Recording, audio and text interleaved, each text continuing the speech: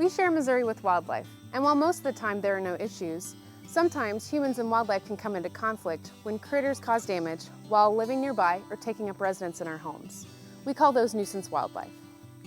While sometimes regulated in-season hunting or exclusion methods can be used to eliminate or reduce nuisance wildlife issues, in this video we will discuss a third method, trapping, and focus on two species, groundhogs and armadillos.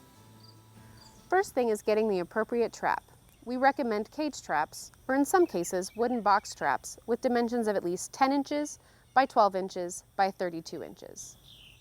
You can purchase a cage-style trap at most hardware and garden supply stores. They may also be available from some local municipal animal control agencies by loan or for rent by local nuisance wildlife control operators.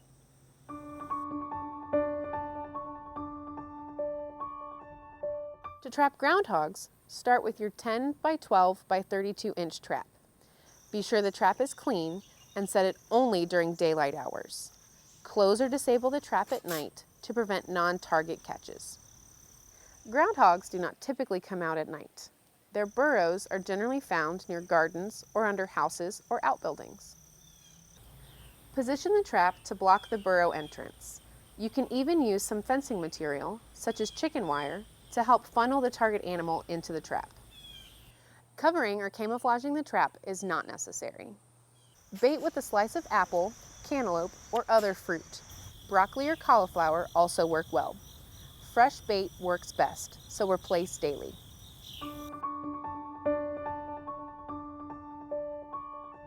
To trap armadillos, place a 10 by 12 by 32 inch cage trap along pathways leading to burrows or along fences or other barriers. For bait, suspend a nylon sack, such as the foot end of an old pair of pantyhose, filled with overripe fruits, earthworms, or mealworms. Armadillos have poor eyesight. You can enhance the trap's effectiveness by using a 1 by 4 or 1 by 6 inch board, at least 6 feet long, as wings to help funnel the animal into the trap opening. You might want to check out some new wooden traps available online. They use armadillo-scented lures and do not require wings. These traps can be baited and positioned the same way as the traditional cage-style trap.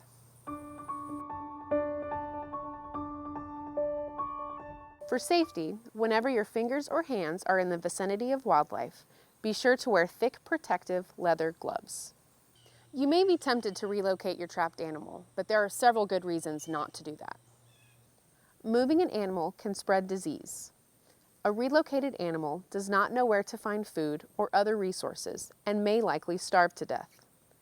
You may be moving the animal into the home range of other animals, causing conflicts, with one or more getting injured or killed. Moving the animal might simply create a problem for someone else at the new location. Most federal, state, and local agencies prohibit the release of wildlife on lands they own or manage, including Missouri Department of Conservation properties. If you wish to dispatch your trapped nuisance wildlife on your own, a properly placed gunshot will result in a humane death. This method is recognized by the American Veterinary Medical Association as humane. For more on their guidelines, you can follow this link. If you prefer not to dispatch your captured nuisance wildlife yourself, nuisance wildlife control operators have special equipment for euthanasia and may accept captured wildlife for a small fee. Likewise, local municipal animal control agencies can also help.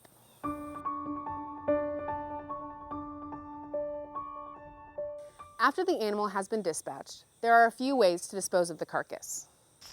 It can be buried or placed in an out-of-the-way area where it can be recycled by nature.